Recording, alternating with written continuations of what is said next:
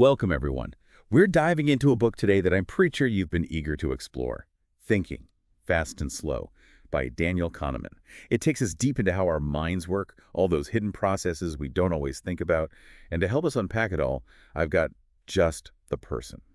With us today is someone very familiar with Kahneman's work, a real expert in behavioral economics. Glad to be here. Kahneman's book. Oh, it really shook things up in how we look at decision-making, that's for sure. Absolutely. Right off the bat, he hits us with this idea of two systems in our minds, System 1 and System 2.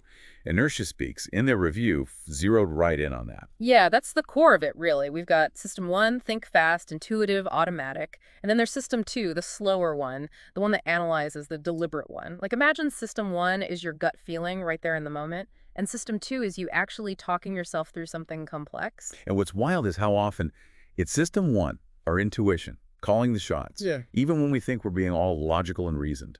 Exactly. It's efficient. System 1 gets us through the day, lots of quick decisions.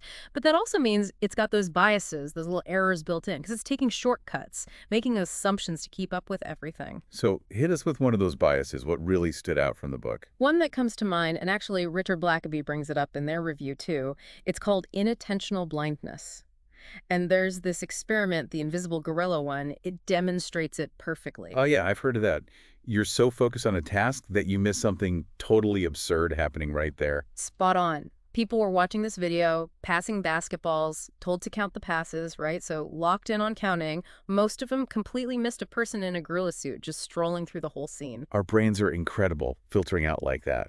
Even something that obvious. It shows how System 1 thinking can create this tunnel vision, and that's how we get these fascinating errors in perception, some of which, honestly, can have big consequences. Makes you wonder what we miss every day because we're so laser focused on one thing. Exactly. And this all ties in with another idea Kahneman explores, framing effects.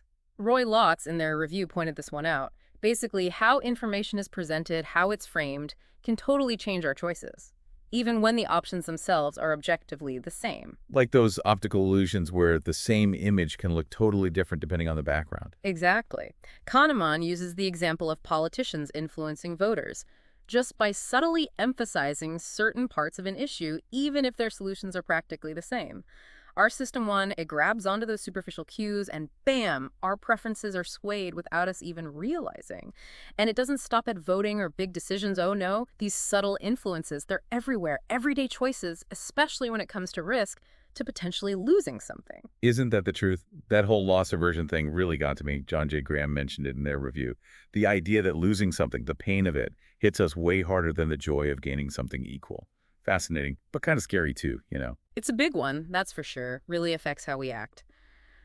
Kahneman, he uses the hot hand fallacy from basketball to show it. Ah, yeah.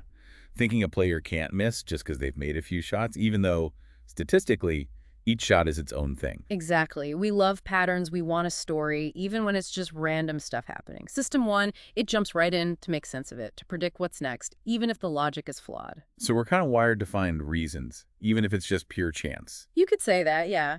And this loops back to loss aversion, cause that fear of loss. It can make us play it safe. We'd rather not lose, even if it means missing out on something potentially way better. Like picking the sure thing over the unknown, even if the unknown could be amazing. Guilty as charged. We all are, to some degree. It's deep in us, this human tendency. Kahneman even argues it messes with our memories, how we remember stuff. Roy Lotz talked about this in their review. You mean that remembering self versus experiencing self idea? Now, that one blew my mind. Like, our memories aren't always the best storytellers. It's a profound concept. Okay, think of it like this. 2 vacations, both a week long. One's just constant good vibes, enjoyable the whole time. The other, some amazing highs, but also some kind of dull parts. Which one do you think you'd remember more fondly? I'd probably say the one with the highs, those really big moments. Right, and that's exactly Kahneman's point. It's our remembering self, the part that looks back. It craves those peaks, those endings. We grab onto the strongest memories, the best parts, and how it all wraps up, often forgetting how long it really was, or the not-so-exciting bits that were still pretty good. So even if most of a vacation is nice and relaxing, one bad experience at the end could totally color how we see the whole thing. You got it. Our brains, they're like making a highlight reel instead of showing the whole movie, And that changes how we decide things, how we feel about our lives, even how we try to be happy. It's like we're always trying to create these perfect memories for our future selves, even if they don't really match what it was like living through it. It's a funny thing, isn't it? And it all goes back to that big idea in Thinking Fast and Slow, that our minds are amazing, but also kind of messy, brilliant and error-prone all at once. So where does that leave us? Knowing our gut can mislead us, our memories are picky, and even how we see things is biased without us knowing. How do we make better choices, smarter ones? The million-dollar question, right? Kahneman doesn't give us a magic solution, but his work, it makes us aware.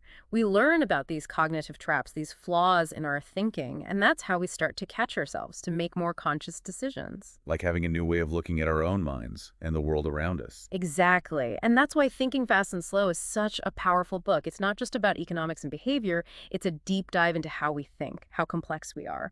A good reminder that we're all works in progress, always learning. It's definitely given me a lot to think about. A huge thank you to our expert for breaking it all down with us. This has been an incredibly insightful deep dive. And to everyone listening, keep those minds curious.